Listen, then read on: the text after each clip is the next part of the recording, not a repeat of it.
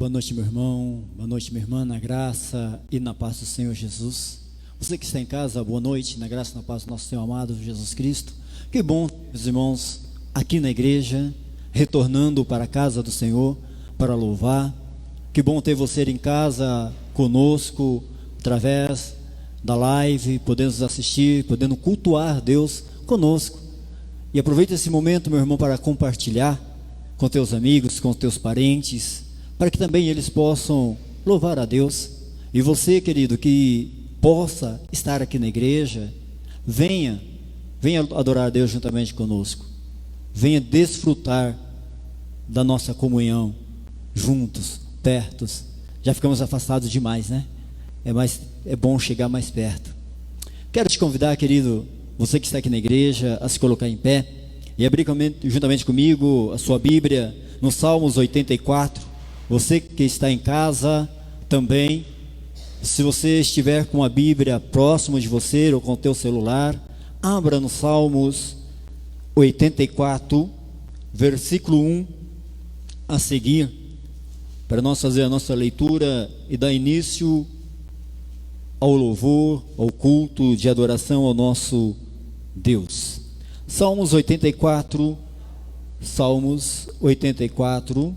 versículo 1, diz assim: Ó Senhor dos exércitos, como os teus tabernáculos são amáveis, minha alma suspira e desfalece pelo teu átrio do Senhor, meu coração e o meu corpo clama pelo Deus vivo. Junto aos teus altares até o pardal encontrou casa e andorinha ninho para si, onde possa proteger seus filhotes, ó Senhor dos exércitos, Rei meu e Deus meu. Bem-aventurado os que habitam em tua casa, louvar-te-ei continuamente. Bem-aventurado o homem cuja força está em ti, e cujo coração se encontra aos teus caminhos para Sião. Passando pelo vale de Baca, faz dele um manancial, a primeira chuva o cobre de bênção. Vão sempre aumentando a força, cada um deles comparece perante Deus em Sião. Senhor Deus dos exércitos, escuta a minha oração, inclina os ouvidos, ó Deus de Jacó. Ó Deus nosso escudo, olha e contempla o rosto do teu ungido. Um dia no teu átrio é melhor do que 1000 em outro lugar. Prefiro estar à porta da casa do meu Deus, do que habitar nas tendas da perversidade. Porque o Senhor Deus é sol, escudo. O Senhor dará graça e glória, não negará bem algum aos que andam com retidão. Ó Senhor dos exércitos, bem-aventurado o homem que em ti confia. Bem-aventurado o homem que em ti confia. Feliz é aquele que habita na casa do Senhor. Feliz é aquele cuja força está no Senhor. E nesse início de culto te deixo uma pergunta: aonde está a tua força? Em quem você tem depositado a tua força? Curva a sua cabeça e oremos. Pai, te louvamos, Senhor, por mais um dia que o Senhor nos deu.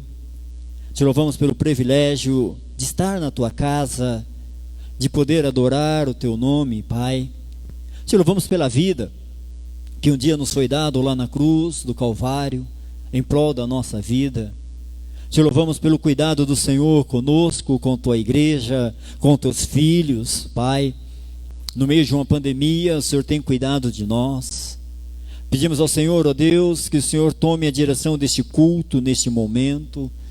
Que o Senhor venha de encontro com o nosso coração, com a nossa necessidade. Que o Senhor sonda, Senhor, o nosso coração, Senhor. Sonda o nosso coração, ó Deus.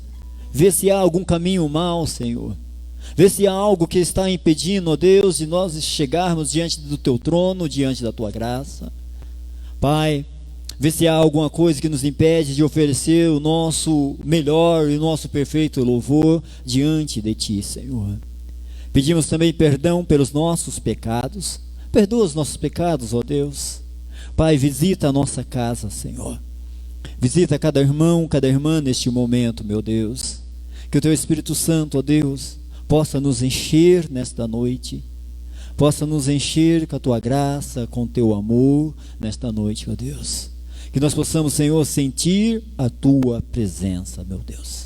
Pai, colocamos diante de Ti os irmãos que estão enfermos, ó Deus. Os irmãos que têm passado por luta, por dificuldade, ó Pai.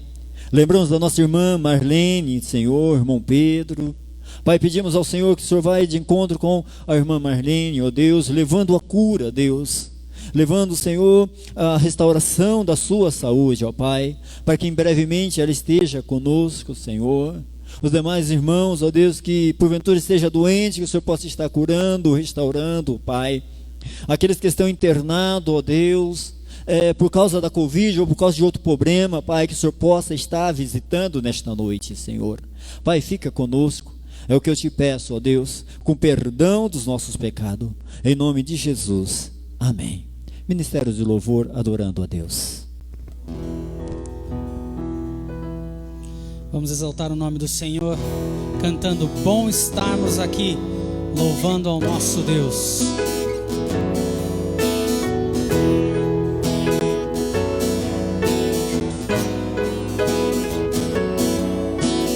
Bom estarmos aqui, louvando a Deus,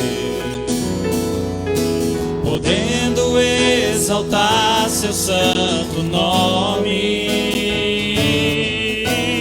Tempo para isso, tempo para louvarmos a Deus, no só amor, no só Espírito.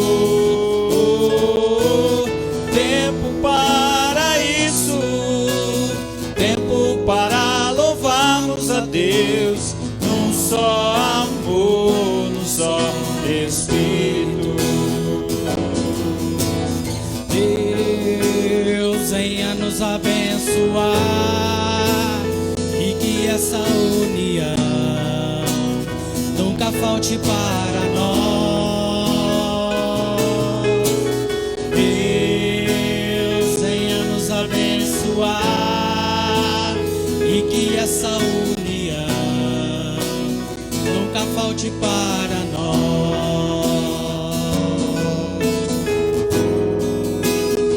Estamos aqui, bom estarmos aqui, louvando a Deus, podendo exaltar seu santo nome. E tempo para isso, tempo para louvarmos a Deus, num só amor, num só Espírito. Para isso, tempo para louvarmos a Deus, num só amor, num só Espírito. Deus venha nos abençoar e que essa união nunca falte para nós.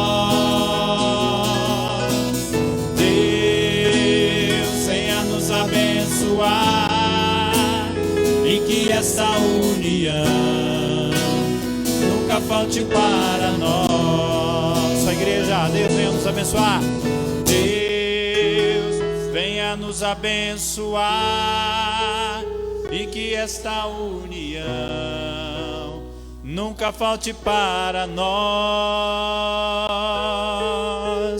Deus venha nos abençoar e que essa união nunca falte para nós. Que bom podermos estar aqui louvando a Deus, porque sabemos que Ele é digno de toda glória, de todo louvor e de toda adoração. Digno és de glória, é o nosso Deus. Vamos cantar.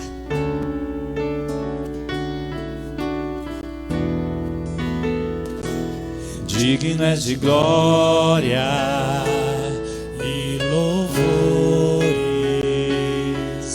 levantamos nossas mãos, te adoramos, ó Senhor. dignas de glória e louvores. Levantamos nossas mãos, te adoramos, ó Senhor, porque grande és tu, maravilhas fazes tu, não há outro igual a ti, não há outro igual a ti, porque grande és tu, maravilhas fazes tu, não há outro igual a ti, não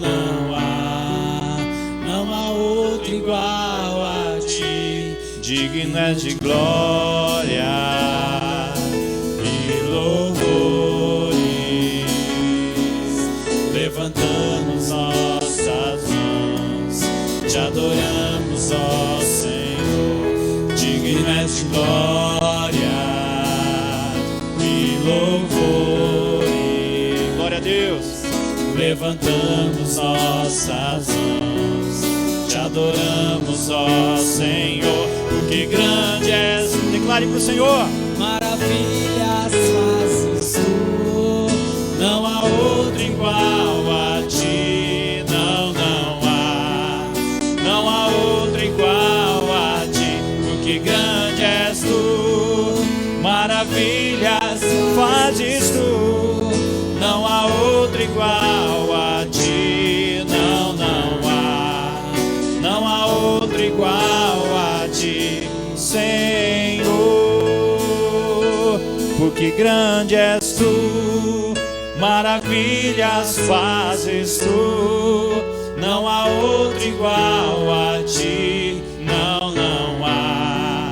não há outro igual a ti, porque grande és tu, maravilhas fazes tu, não há outro igual a ti,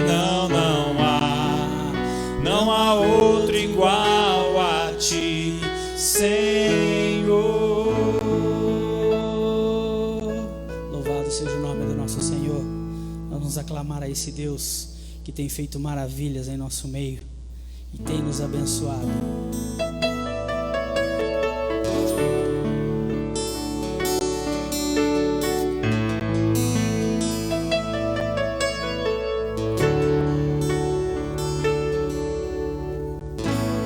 Meu Jesus, Salvador, outro igual não há. Todos os dias quero louvar as maravilhas de teu amor. Consolo, abrigo, força e refúgio é o Senhor.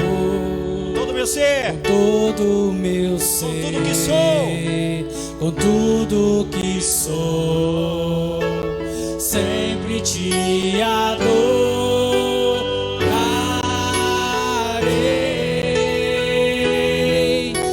Aclame ao Senhor toda a terra e cantemos poder, majestade, louvores ao Rei. Montanhas se prostrem e rujam os mares ao som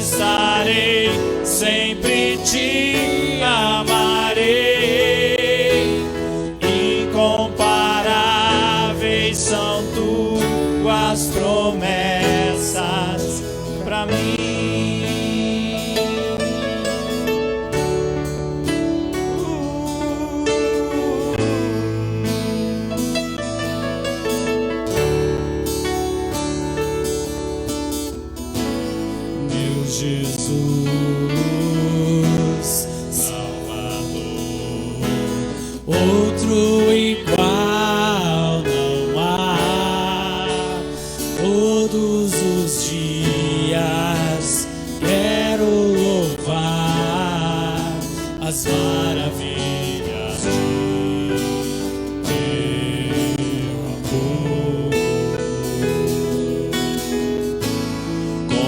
Consolo, abrigo, força e refúgio é o Senhor. Com tudo que sou, com tudo que sou, sempre te adorarei.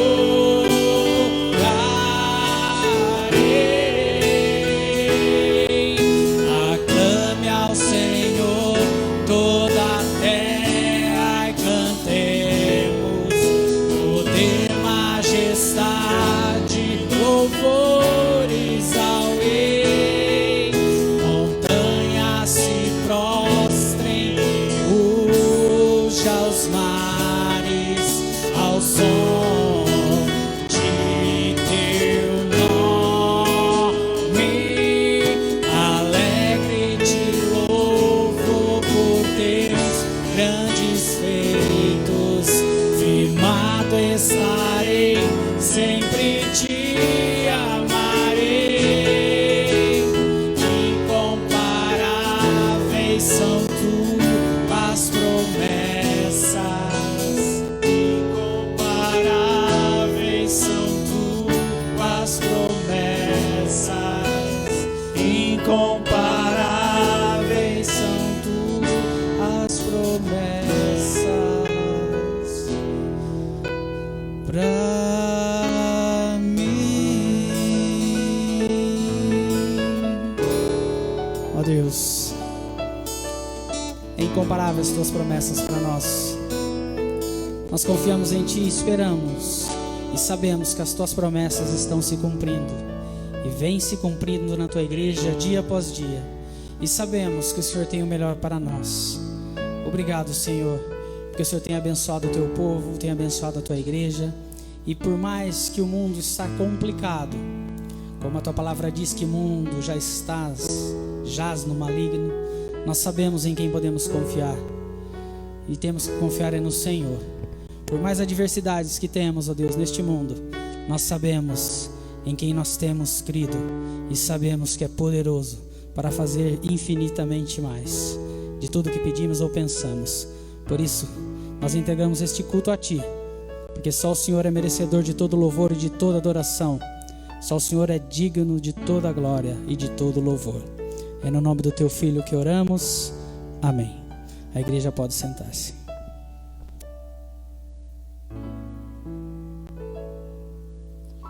Louvado seja o nome do Senhor. Eu quero cantar um coro de uma canção. O Marcos está aí no teclado.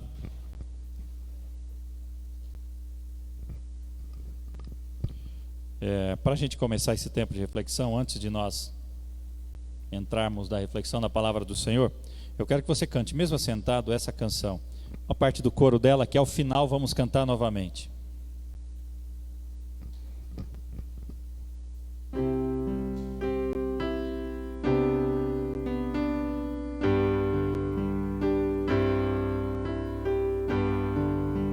Vamos lá.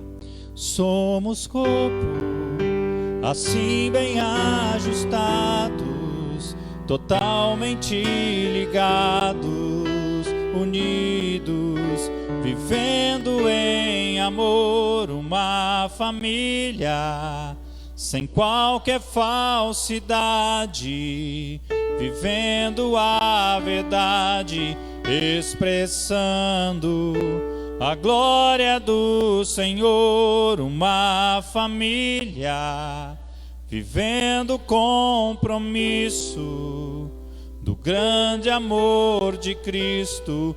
Eu preciso de Ti, querido irmão, precioso és para mim, querido irmão. Eu preciso de Ti, querido irmão, precioso és para mim, querido irmão. Você pode cantar essa parte? Eu preciso de ti, querido irmão, olhando para algum irmão que está aí para trás de você, do seu lado. Vamos cantar? Eu preciso de ti, querido irmão, precioso és para mim, querido irmão. Eu preciso de ti, querido irmão, precioso és para mim, querido irmão. Você não pode cumprimentar, mas você pode olhar, dar uma piscadinha, né? E dizer assim, ó, eu preciso de ti, meu irmão. Louvado seja o nome do Senhor. Ao final nós vamos cantar essa música. Mas antes de nós refletirmos na palavra do Senhor, eu tenho apenas um aviso. Os outros das atividades vocês já sabem, 7 da manhã na quarta, alvorada no altar, 8 da noite, pequenos grupos, e o culto de domingo aos domingos. Mas tem um aviso muito especial, que daqui 2 domingos, dia 22 de novembro, 9 horas da manhã, do mesmo jeito que nós estamos reunindo aqui, os irmãos que são membros professos da igreja precisam estar aqui para fazermos a eleição de presbíteros, presbíteras, diáconos e diaconisas. Então você que é membro da igreja, que está aqui presente hoje, e você que nos assiste, que é membro, é uma convocação para nós fazermos a eleição de diáconos, diaconisas, presbíteros e presbíteras.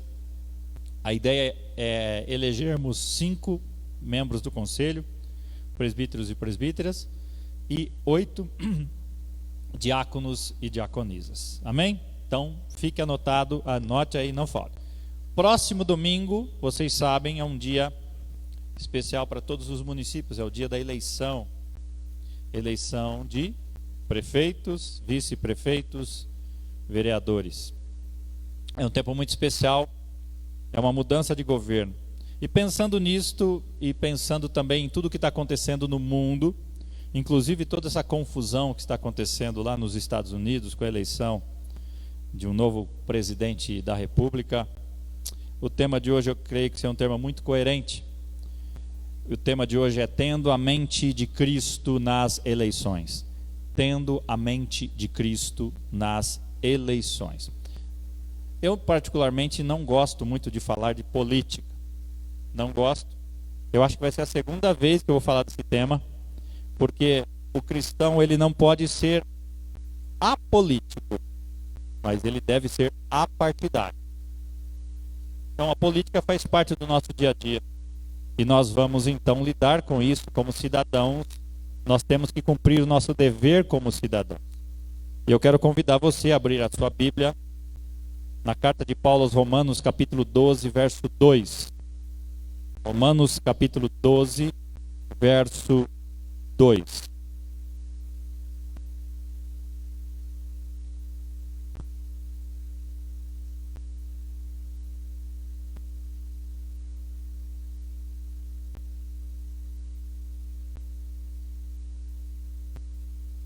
Romanos 12, 2, um texto muito conhecido.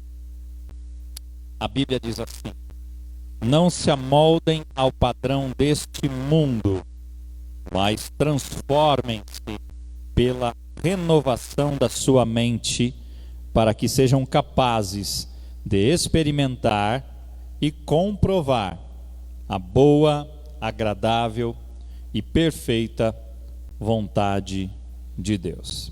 A pergunta para nós iniciarmos esse tempo é: como sobrevivermos a uma eleição sem perder o humor, sem perder o sono, sem perder a paciência? Hoje eu quero contrastar com os irmãos alguns valores e prioridades que Jesus tinha com valores e prioridades que a política nos apresenta, que a gente mais vê nas notícias, tanto aqui no Brasil como no mundo, principalmente agora nos Estados Unidos, sobre política. A campanha política termina quando conclui-se a eleição, e no dia seguinte, Ricardo, inicia-se uma nova campanha política, pensando-se no novo processo daqui 2, 4 anos. Então a política nunca acaba, e a gente vê pessoas brigando, lidando, e famílias se dividindo porque um apoia um, outro apoia o outro, e aí isso tem complicado a vida da igreja. E é preciso olhar para as Escrituras, porque isso não pode atrapalhar a igreja. Eu tenho visto, meus irmãos, minhas irmãs, pessoas que se dizem cristãos, mas creem que a política tem a solução do mundo. Pessoas que acham que a política vai resolver o problema da cidade, do estado, do município, do país. Pessoas que se dizem cristãs, mas creem que os políticos vão resolver. Pessoas que se dizem cristãos, mas têm ídolos políticos. Defendem de carne e osso, ou seja, defendem unhas e dentes, aliás, um determinado político e acham que ele é infalível. Eu vejo pessoas que se dizem cristãs que passam muito tempo vendo e ouvindo notícias e comentários políticos ao invés de ler a Bíblia. Chega lá no celular, na televisão, só vê notícia política do seu candidato ou da oposição e fica irritado.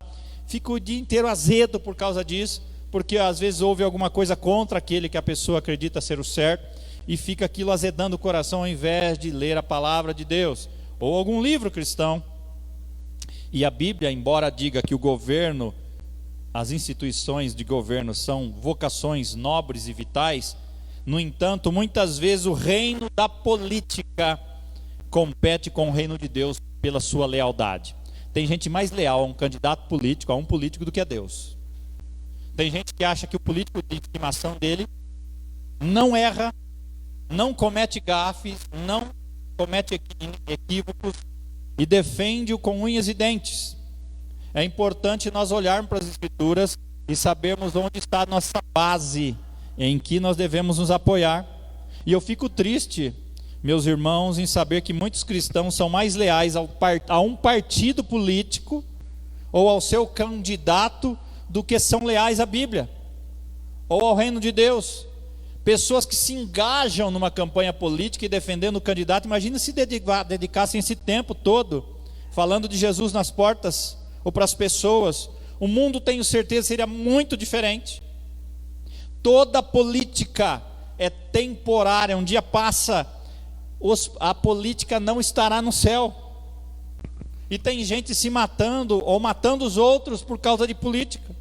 Tem gente ficando perdendo amizade com outros por causa de política. Tem irmãos na fé muitas vezes que ficam brigados um com o outro porque um defende um lado, outro defende o outro. A família de Deus, meu irmão, minha irmã, é a única que vai durar para sempre. A igreja de Cristo é a única que estará no céu. E nós precisamos ver o que Deus pensa sobre política e como é diferente do que nós vemos nas mídias ou nos meios de comunicação. Os valores de Jesus são completamente opostos aos valores que nós temos visto nas campanhas políticas. O apóstolo Paulo escreveu, como nós lemos agora: não se amoldem ao padrão do mundo, mas transformem-se pela renovação da sua mente, para que sejam capazes de experimentar o quê? A boa, agradável e perfeita vontade de Deus. Eu não vou aqui citar nenhum nome de político, aliás, não é meu perfil. Enquanto estiver aqui, eu não pretendo em nenhum momento dar espaço para um político falar no púlpito, porque o púlpito é lugar de pregar a palavra de Deus, não fazer campanha política. Então, mas é importante nós abrirmos nossos olhos como cidadãos e vermos o que Deus fala a respeito da política. Deus espera que a gente tenha a mente de Cristo nesse mundo que nós vivemos. E eu espero que hoje Deus transforme a sua mente e a minha mente numa nova forma de pensar. O texto diz: não se amoldem ao padrão do mundo, mas transforme pela renovação da sua mente. Assim, com a mente transformada, você vai tomar a decisão melhor, vai escolher melhor aquele que vai governar o nosso município, os vereadores. Assim você vai baixar a sua tensão, porque você está baseado na fé que você tem em Deus, não em homens. O meu objetivo, meu irmão, minha irmã, nessa noite, é que você possa dizer ao final, como o apóstolo Paulo escreveu em 2 Coríntios 1,12. Olha o que o apóstolo Paulo diz: a nossa consciência dá testemunho de que nos temos conduzido no mundo, especialmente em nosso relacionamento com vocês, com santidade e sinceridade, provenientes de Deus, não de acordo com a sabedoria do mundo, mas de acordo com a graça de Deus. Que as pessoas vejam em mim e em você pessoas que têm vivido uma vida santa e sincera, que vem de Deus. O meu desejo, meu irmão, minha irmã, é que digam isso de você e de mim, que nós temos uma vida, uma convivência exemplar no mundo que nós vivemos. Isaías 55, versos 8 e 9 diz assim, eu quero que você abra a sua Bíblia, Isaías 55, 8 e 9, não vai ser projetado, diz assim, pois os meus pensamentos não são os seus pensamentos, nem os seus caminhos são os meus caminhos. Assim como os céus são mais altos do que a terra, assim também os meus caminhos são mais altos que os seus caminhos, e os meus pensamentos mais altos do que os seus pensamentos. Meu irmão, Deus está dizendo aqui em Isaías 55, 8 e 9, Ele está dizendo assim para você e para mim, eu não penso como vocês pensam. Vocês pensam de um jeito, eu penso de outro. Deus pensa muito diferente de nós e muito diferente dos políticos que estão por aí. Deus está dizendo numa outra tradução nesse mesmo texto, eu não penso como vocês pensam, sua forma de agir não é a forma de eu agir. E ele continua, assim como o céu está acima da terra, assim meu modo de agir está acima da forma de vocês agirem, e o meu modo de pensar está acima da forma de vocês pensarem. Deus não pensa como eu e você. A forma ou a sabedoria do mundo é uma sabedoria nécia, insensata. 1 Coríntios 1:20 diz, acaso não tornou Deus loucura a sabedoria desse mundo? A sabedoria desse mundo é loucura. E hoje eu quero desafiar você a olhar 4 exemplos específicos que contrastam o que o mundo diz com o que a Bíblia diz. 4 exemplos. Eu quero convidar você a fechar seus olhos. Vamos orar para que Deus fale conosco nessa noite. Senhor, fala ao nosso coração. A tua palavra foi aberta. Nos ajuda a vivermos como cidadãos dos céus nesse mundo, porque nós não somos desse mundo. Nós somos peregrinos nesse lugar. Que a gente viva como filhos do Senhor, como parte da família do Senhor. Nos ajuda a enxergarmos como o Senhor enxerga. Nos ajuda, Senhor, a termos a mente do Senhor, a mente de Jesus, a mente de Cristo, ao lidarmos com todas as questões, e nesse momento com as questões políticas, em nome de Jesus, amém. Primeira lição, o mundo diz, meu querido, a política é a força que move tudo. O mundo diz que a política move o mundo, não é isso? Muitos buscam a política para a solução dos seus problemas. Tem gente que coloca a sua confiança plena em determinado político, em determinado governo, falando, agora vai resolver todos os problemas do nosso município, do nosso estado, do nosso país. Elas creem que o poder, que o governo é o poder supremo e o mundo gira em torno da política. Tem gente que coloca a sua confiança nos homens, nos políticos. E os políticos aceitam isso. E eles dizem, nós somos a força que importa e que domina. Nós dominamos o mundo. Nós governamos o mundo. Nós somos a força que move o mundo. Isso a política diz. Mas Jesus diz diferente. Jesus diz, olha só, vamos ler juntos? A minha igreja é o mais importante. Às vezes a gente valoriza tanta coisa fora, mas o que é mais importante para Jesus é o que vai durar para sempre. É a igreja. É a igreja. A igreja, meu irmão, minha irmã, é a única que vai prevalecer. A política não vai prevalecer. Eu fico pensando nos impérios que passaram. O Império Romano passou, a igreja continuou. O Império Babilônio, muito antes, passou e a igreja continuou. O nazismo passou e a igreja continuou. Todos os movimentos de perseguição passaram, estão escritos nos livros de história, mas a igreja continuou viva há mais de 3.000 anos. Aliás, há mais de 2.000 anos, a igreja continua em pé, viva, forte, mesmo com perseguição em alguns lugares, ela continua viva, porque Deus, para a igreja, aliás, a igreja é o mais importante para Jesus. Ela é importante. Efésios 3:10 diz, a intenção dessa graça era que agora, mediante a igreja, a multiforme sabedoria de Deus se tornasse conhecida dos poderes e autoridades. É a igreja que muda o mundo, não é a política, não são as instituições, não são os políticos de estimação, não são qualquer outro tipo de poder, instituição. A igreja é a única importante para Deus. Efésios 1:22 diz: Deus colocou todas as coisas debaixo de seus pés e designou cabeça de todas as coisas para a igreja. Deus está dizendo aqui: todas as coisas, economia, clima, tudo estão debaixo de seus pés. Tudo. Até esses que não creem em Deus, que advogam para si um poder que não tem, estarão debaixo dos pés do Senhor, estão debaixo do domínio do Senhor. Estarão e sempre estarão, porque Deus é o Senhor, Jesus é o Senhor. E quando a gente vê a história, nós presbiterianos cremos piamente nisso, na soberania de Deus. Até quando Deus levanta um rei ímpio para cumprir a vontade dele, a história está cheia disso. Deus levantou situações para Deus trabalhar no seu povo. Olha o que a Bíblia diz em Efésios 1:20 e 23, numa outra tradução: toda essa força vem de Cristo. Deus o levantou da morte e o estabeleceu num trono nos altos céus, no governo do universo, tudo, das galáxias aos planetas, de forma que nenhum nome, nenhum poder está fora do alcance da sua soberania.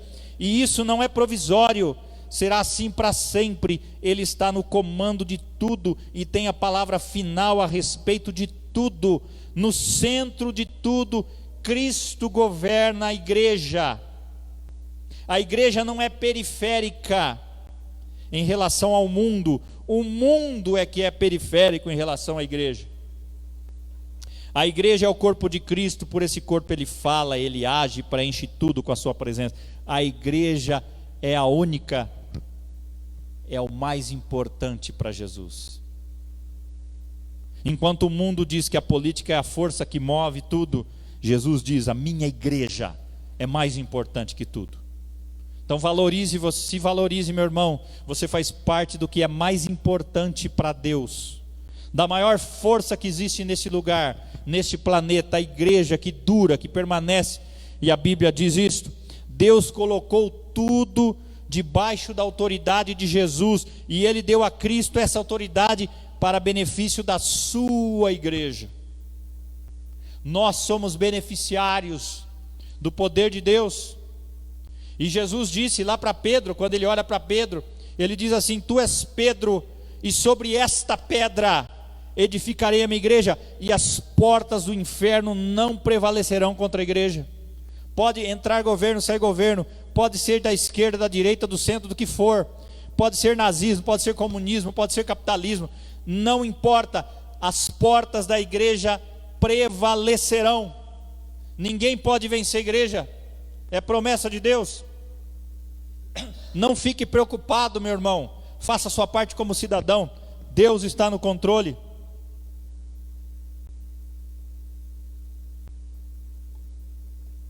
Jesus nunca disse: eu edificarei a minha nação, eu edificarei a minha cidade, eu edificarei o meu ministério, eu edificarei o meu negócio, eu edificarei uma organização, uma escola. Jesus disse: eu edificarei a minha igreja. A igreja.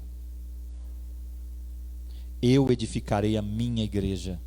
Se você entregou sua vida para Jesus, você faz parte da única coisa que vai durar para sempre, da igreja. Eu fico olhando o desespero muitas vezes de alguns, quando muda-se um governo, e aquele governo talvez não seja da sua orientação, você fica tenso, e é hora da gente confiar que Deus está no controle de tudo isso. Deus está no controle. Nem sempre tudo vai acontecer segundo a sua vontade, mas Deus está no controle. E Deus prometeu que as portas do inferno não prevalecerão contra a igreja. Ninguém é capaz de destruir a igreja. Quando o Império Romano queimava cristãos naqueles coliseus, naquelas arenas, jogava aos animais, os animais destruíam, esfacelavam aquelas pessoas, enquanto alguns eram mortos ali, Ricardo. Milhares que assistiam aquilo se convertiam a Cristo ao ver a coragem daqueles que entregavam a própria vida por amor a Jesus. Há quem diga que a igreja, que o sangue dos mártires é o combustível da igreja. A igreja nunca vai acabar, ela vai prevalecer. Governo pode passar. Quantos governos péssimos tivemos aqui no Brasil? Quantos ainda, sei lá, teremos? Quantos impérios vieram e foram? E a palavra de Deus permaneceu, tudo se cumprindo. Olha o que a Bíblia diz em Efésios 5, 25 até o 27, numa outra tradução, mais contemporânea: faça como Cristo fez pela igreja, um amor marcado por entrega total. O amor de Cristo torna a igreja íntegra. Suas palavras evocam a beleza dela. Tudo que ele faz e diz tem o propósito de extrair o melhor dela. Ele quer vê-la vestida de branco, brilhando santidade. Deus ama a sua igreja. Quando Deus olha para o mundo e vê um cristão padecendo pela fé que ele tem nele, ele se alegra, não ver pelo sofrimento, mas ele se alegra pela fidelidade daquele que paga o preço. Nós vivemos num país onde há liberdade de culto, mas existem países, como nós falamos em alguns momentos, que são perseguidos pelo amor a Cristo. Mas a igreja nunca morre. A terceira igreja maior do mundo está na China, onde há perseguição declarada ao cristianismo. Já parou para pensar? A igreja chinesa é maior que a igreja brasileira. E nós temos liberdade. Muitos que nos assistem hoje poderiam estar aqui hoje, agradecendo a Deus pelo privilégio de estar no templo. Não tem nenhuma comorbidade, mas muitas vezes prefere ficar no conforto do seu lar, enquanto alguns anseiam por uma página da Bíblia, porque a Bíblia é escassa em alguns lugares. Tem lugares que eles rasgam as folhas da Bíblia e dão um para cada um e eles trocam, porque tem uma Bíblia só. Mas a igreja não vai acabar, meu irmão. Não vai acabar. Deus ama a sua igreja. Se nós quisermos ser efetivos como cristãos aqui no mundo, nós devemos amar a igreja como Jesus ama a igreja. Você precisa amar a igreja, não o templo, mas a igreja, o povo de Deus. Infelizmente, meu irmão, minha irmã, muitos usam a igreja ao invés de amar a igreja. Muitos, inclusive políticos, como massa de manobra para serem eleitos, usam, desfrutam, se beneficiam da igreja, mas não amam a igreja. Cristo ama a igreja, e isso ama quem então? Eu e você. Ama tanto, se deu pela igreja, para fazer que a igreja pertença a Deus. Ele morreu pela igreja, para que eu e você pudéssemos sermos uma igreja linda, perfeita, imaculada, uma noiva preparada para o noivo Jesus. Efésios 1:23 diz assim: a igreja não é periférica em relação ao mundo, o mundo é que é periférico em relação à igreja. A igreja é o corpo de Cristo, por esse corpo ele fala, age e preenche tudo com a sua presença. A igreja, meu irmão, minha irmã, é mais importante que qualquer governo, qualquer organização, qualquer negócio, qualquer entretenimento ou qualquer celebridade ou estrela. Você consegue notar a diferença entre ponto de vista cristão e o ponto de vista do mundo sobre a igreja? Sobre o que é mais importante? Muitos dizem que o mais importante é a igreja, mas na prática não vivem assim. A igreja tem o poder de mudar as coisas. A igreja muda condições. A igreja é a esperança do mundo. A esperança desse Brasil não é o político, mesmo que ele seja capacitado. A esperança do mundo é a igreja, é o povo de Deus. Nós somos a esperança do mundo.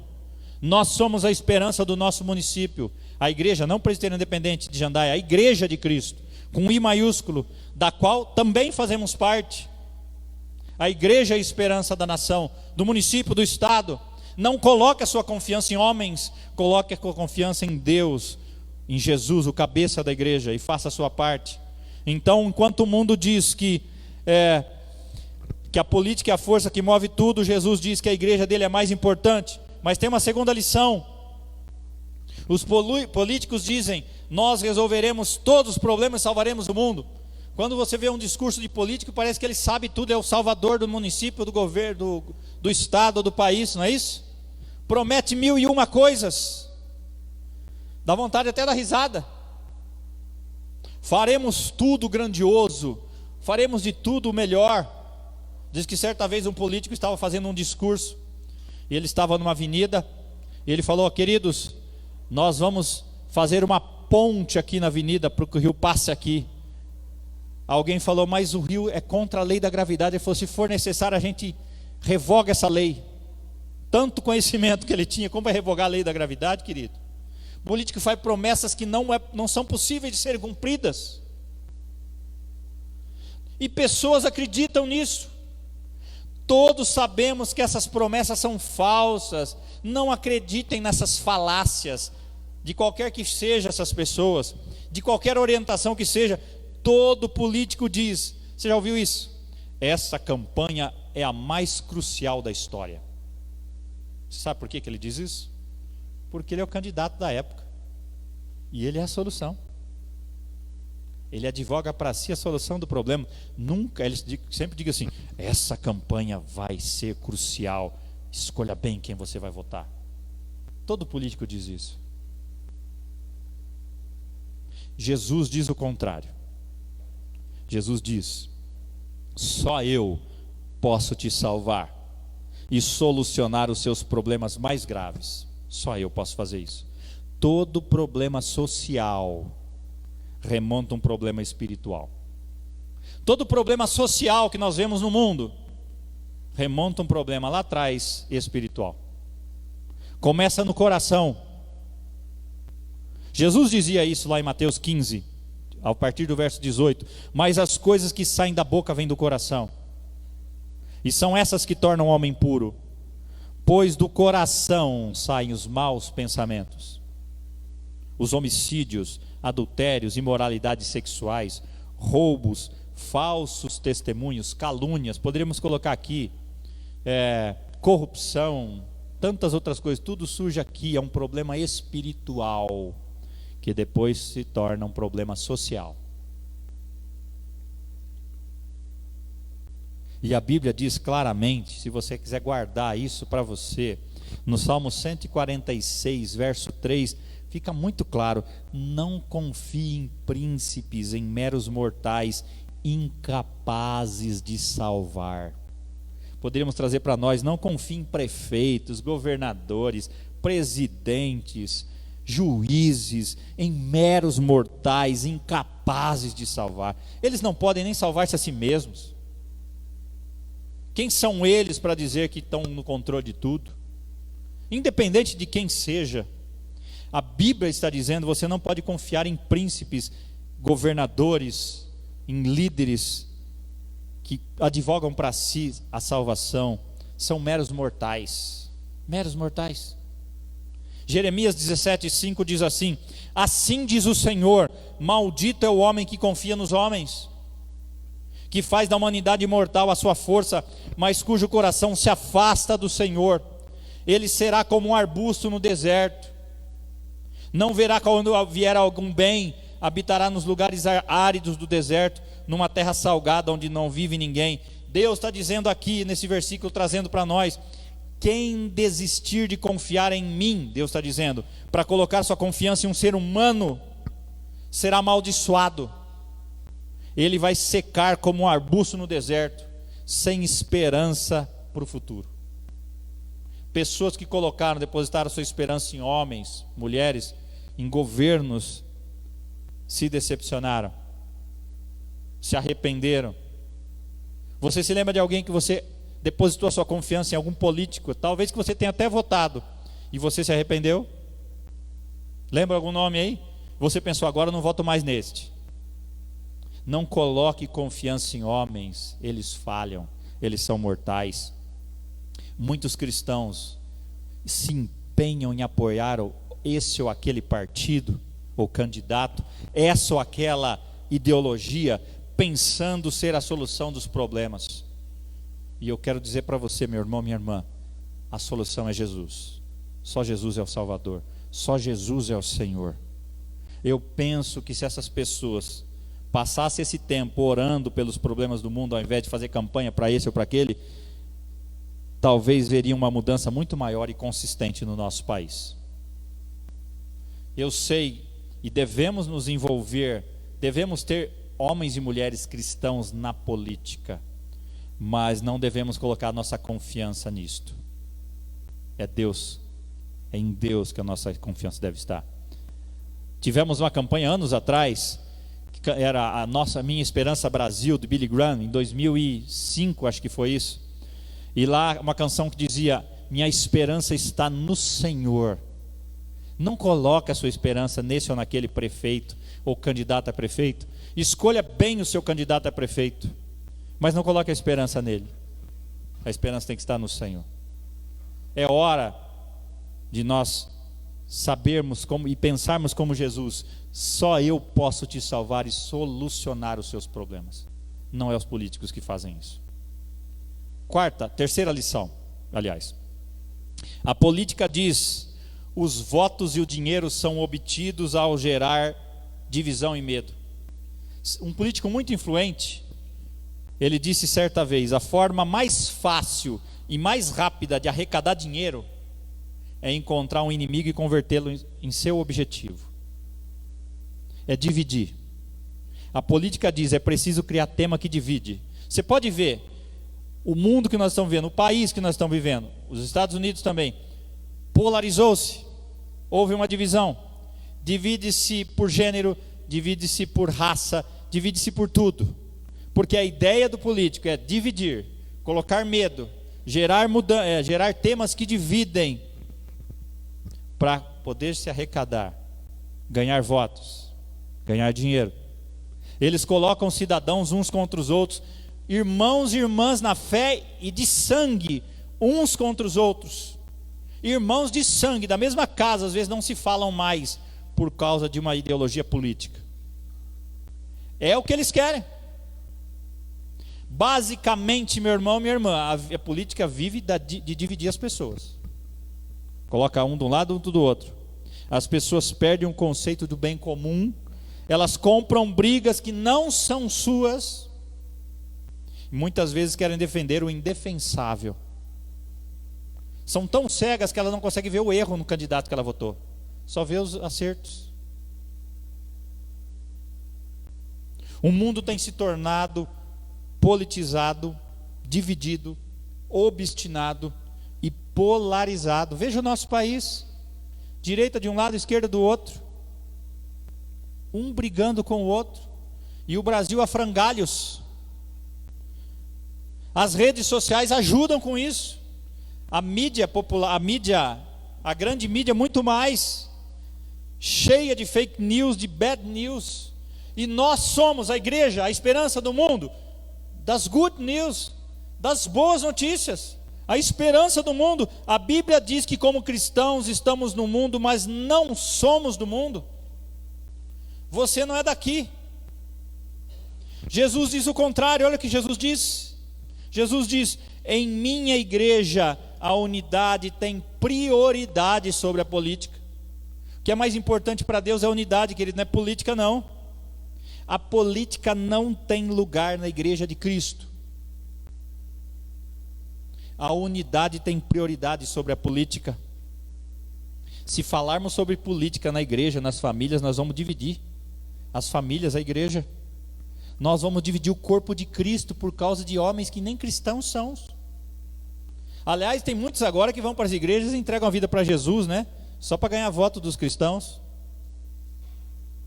É hora de abrir o olho, meu irmão. Veja a importância que Deus dá para a igreja, da unidade. Olha Efésios 4, 3 a 6. Façam todo o esforço para conservar a unidade do Espírito pelo vínculo da paz. Olha só, vou ler devagar. Há um só corpo e um só Espírito. Assim como a esperança para a qual vocês foram chamados é uma só esperança, um só Senhor, uma só fé, um só batismo, um só Deus e Pai de todos, que é sobre todos, por meio de todos e em todos.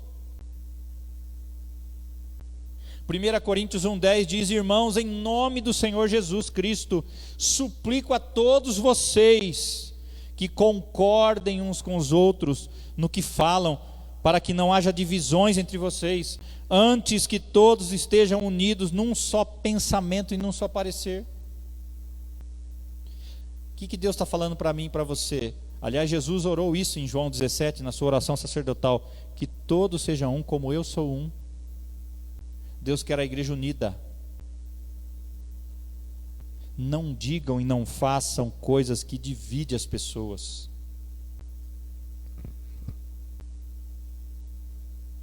Romanos 14:1 diz: recebam de braços abertos os irmãos que não veem as coisas como vocês veem. Não os atropelem toda vez que eles fizerem ou falarem algo com o qual vocês não concordam, mesmo quando parecer que eles são fortes nas opiniões, mas fracos na fé.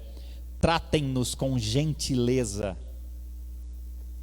Nós não temos que pensar igual para caminharmos juntos. Nós não podemos confundir unidade com uniformidade. Deus não fez robozinho, todo mundo pensa igualzinho, a mesma caixinha. Muitas vezes pensamos diferente, mas somos um só corpo. Como numa família de sangue, o pai, a mãe e os filhos, cada filho é de um jeito, mas são uma família. Deus quer a família unida. Quando a crise vier, a família está unida. O que importa não é que nós somos diferentes. O que importa é que temos um mesmo Senhor, uma mesma palavra, um mesmo Espírito, temos a mesma salvação, uma mesma esperança e vamos para o mesmo lugar. A igreja é a única que vai durar para sempre. A unidade é importante. Tanto é verdade que a Bíblia está recheada de versículos que defendem a unidade do seu povo. Tito 3, 10 e 11, Paulo escreve: quanto àquele que provoca divisões, advirta-o uma primeira e uma segunda vez, depois disso rejeite-o. Você sabe que tal pessoa se perverteu e está em pecado, por si mesma está condenada. Numa outra tradução, ele diz assim: quero que vocês permaneçam firmes em todos esses aspectos, para que todos os que puseram a confiança em Deus se concentrem nos elementos essenciais, benéficos a todos. Fiquem longe da insensatez, das discussões sem propósito sobre as genealogias e minúcias da lei. Isso não leva a lugar nenhum. Advirta uma ou duas vezes o briguento, mas depois se afaste dele. É óbvio que ele está fora do rumo, em rebeldia contra Deus. Se persistir com as hostilidades, acabará destruindo a si mesmo. Deus quer que nós sejamos um só povo. Enquanto o mundo, a política diz, os votos e o dinheiro são obtidos gerando divisão e medo, Deus está dizendo, Jesus está dizendo, em minha igreja a unidade tem prioridade sobre a política. A nossa unidade é fundamental, meu irmão, minha irmã. Nesse tempo de crise, nós precisamos estar unidos, juntos, no mesmo pensamento, um mesmo povo, um só Senhor, uma só palavra, um só batismo. E eu concluo com o último ponto. A política diz: os resultados são mais importantes que o caráter dos líderes. Muitos dizem, talvez você já tenha ouvido isso: rouba mais faz. Já ouviu isso? Já ouviu isso ou não? Tinha um candidato muito famoso em São Paulo que ele dizia isso. Diz que certa vez ele veio visitar Londrina, mas primeiro ele levou esse prefeito de Londrina lá, e ele mostrou uma obra. Está vendo essa obra? Aí tinha uma ponte pela metade. Ele falou assim: ó, metade no meu bolso. Aí ele foi em outra obra. Está vendo aquela obra? Tinha lá um hospital, metade do hospital feito. Está vendo? Olhando para o prefeito de Londrina: metade no meu bolso. Passou-se algum tempo, esse prefeito de São Paulo, esse prefeito foi visitar o ex-prefeito de Londrina, em Londrina. Aí esse prefeito de Londrina saiu passear com aquele ex-prefeito de São Paulo. Aí mostrou uma obra. Está vendo aquela obra? Esse prefeito falou: não estou vendo nada, é 100% no meu bolso. Muitos dizem que os resultados são mais importantes que o caráter dos líderes. Muitos dizem que tudo está bem porque os fins justificam os meios. A Bíblia diz que isso é mentira. Uma mentira que vem do inferno. Aliás, toda mentira vem do inferno. Mesmo aquela que você acha pequenininha. Deus diz claramente que os meios são tão importantes como o fim. Não adianta você fazer o bem com uma má intenção. Você não ganhou nada com isso. Você pode ter ajudado alguma pessoa, para você fez mal, porque Deus sabe a sua intenção. O caráter importa para Deus. Deus conhece as intenções dos nossos corações. Deus perscruta os nossos pensamentos. Ele sabe quando alguém faz algo que fez até o bem, mas Ele sabe qual a intenção daquela pessoa. É possível fazer o bem com uma má intenção, para tirar um proveito, para depois ter um retorno. Deus está dizendo aqui: me importa em o que você está se transformando para chegar a esse fim. Jesus está dizendo: o caráter do líder é o mais importante. Não é o que ele faz, primeiramente. Deus está mais interessado em quem você é do que você faz, do que no que você faz. Primeiro, tanto que o próprio nome de Deus é eu sou, não é eu faço. O mais importante para Deus é o ser. Em seguida vem o fazer.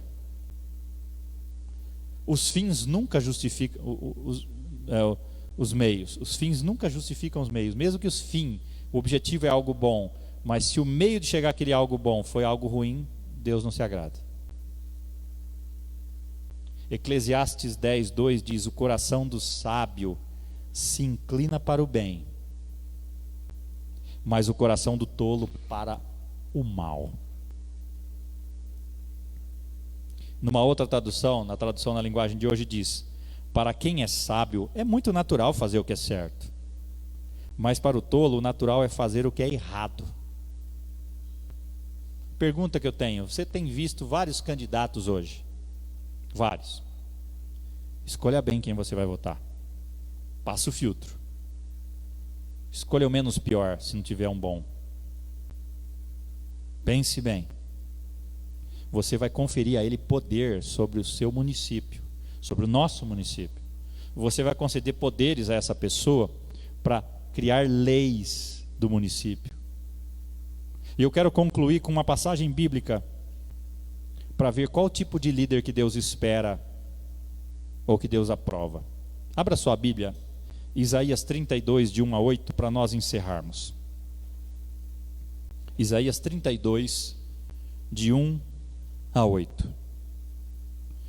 Enquanto você abre, esse texto é um texto que foi escrito a respeito de uma promessa de Deus. Essa passagem é uma imagem profética de como será quando Jesus for o líder, quando Jesus voltar e governar o seu povo.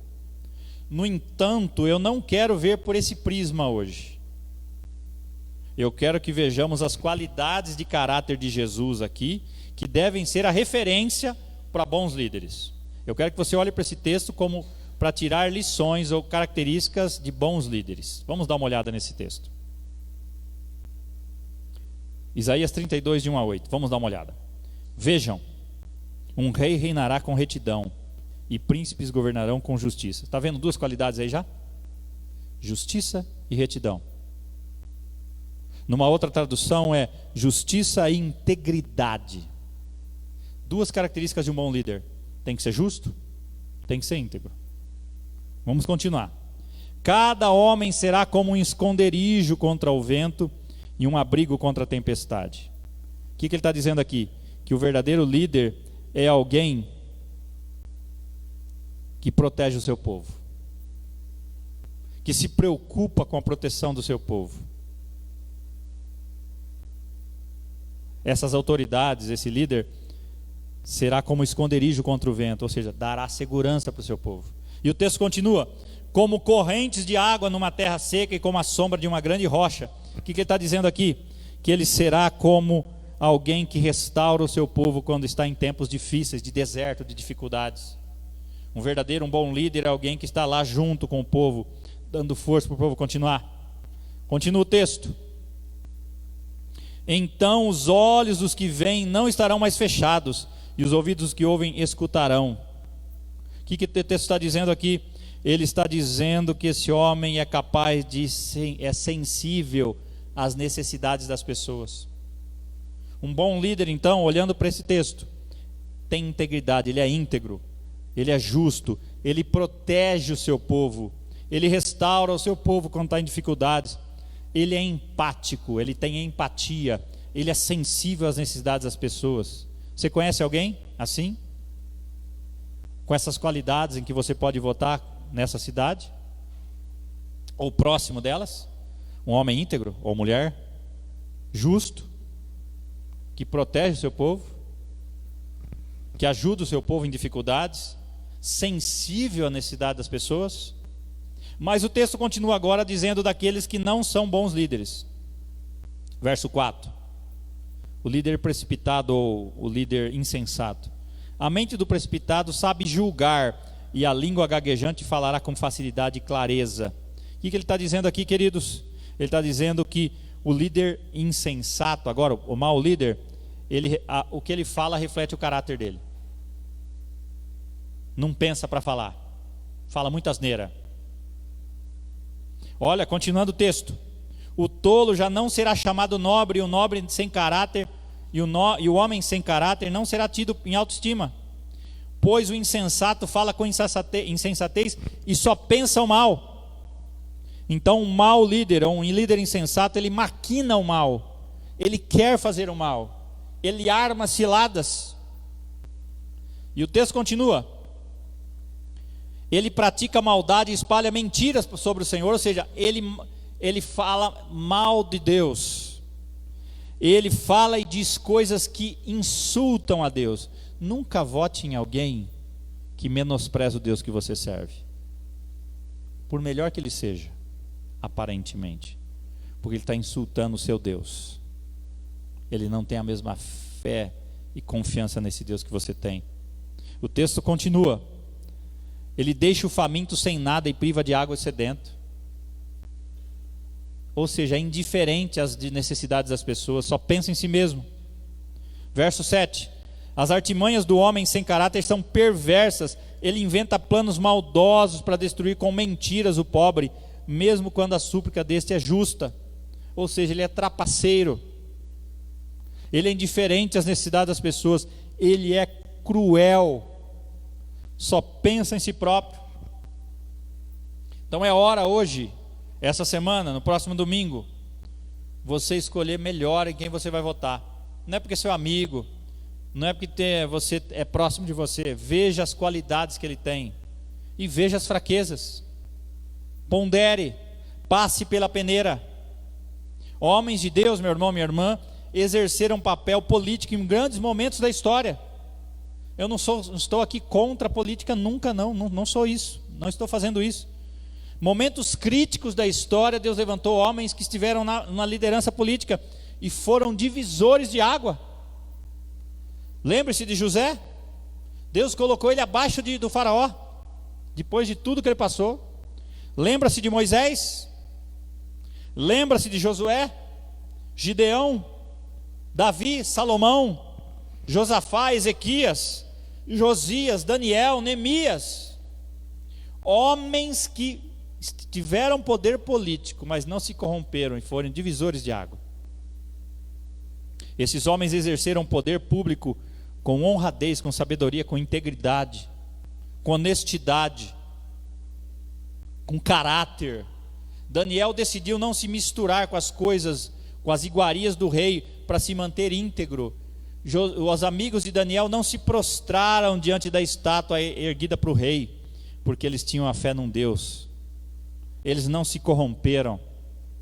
Ao contrário de Saul. Como cristãos, meus irmãos, nós podemos e devemos ser apartidários, mas jamais apolíticos. O apolítico é aquele que fica em cima do muro.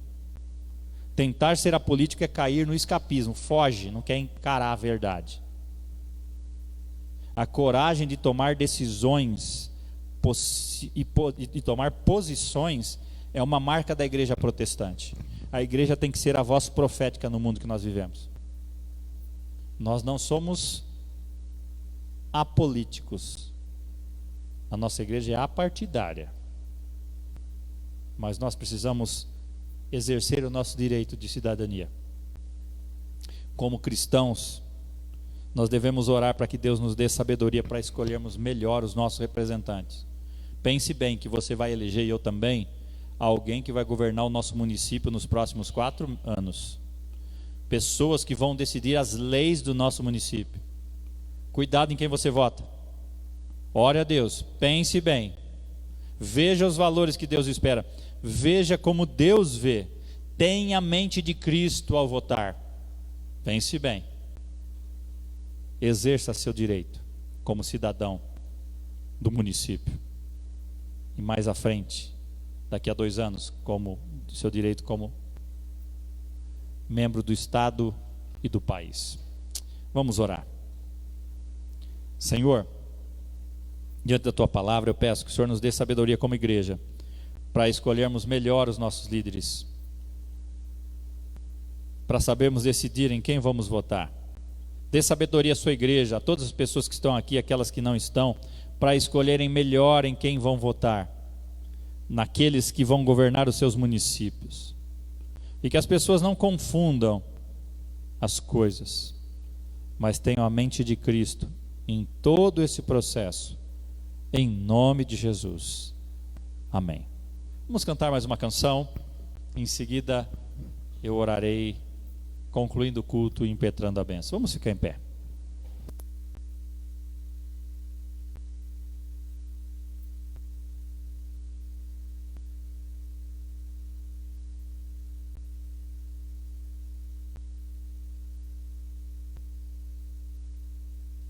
Um dos pontos principais que eu falei hoje é que Deus valoriza a unidade. O povo é um só povo. Recebi um novo coração do Pai, coração regenerado, coração que é inspirado por Jesus. Nós somos o corpo de Cristo.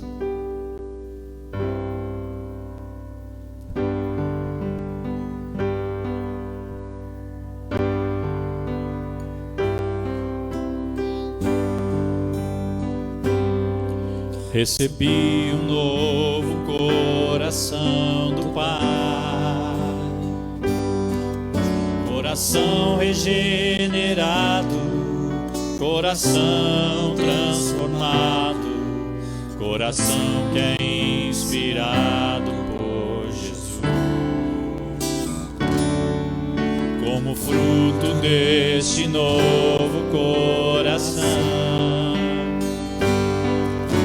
declara a paz de Cristo, te abençoo, meu irmão.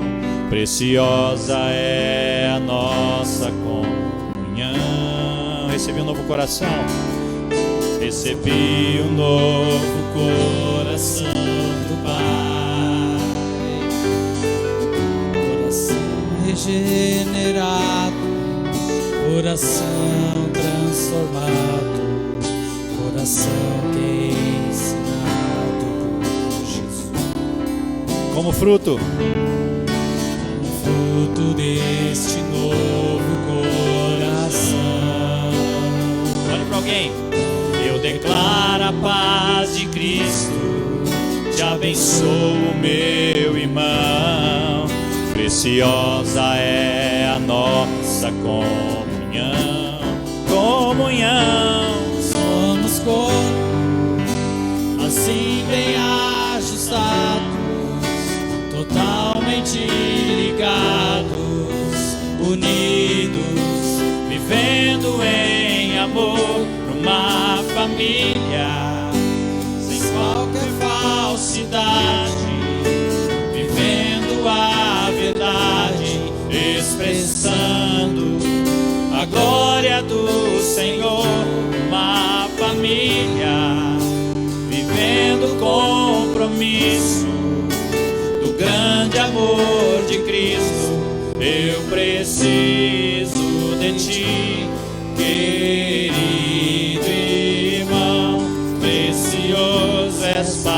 mim, querido irmão. Somos corpo, assim bem ajustados, totalmente ligados, unidos, vivendo em amor, uma família.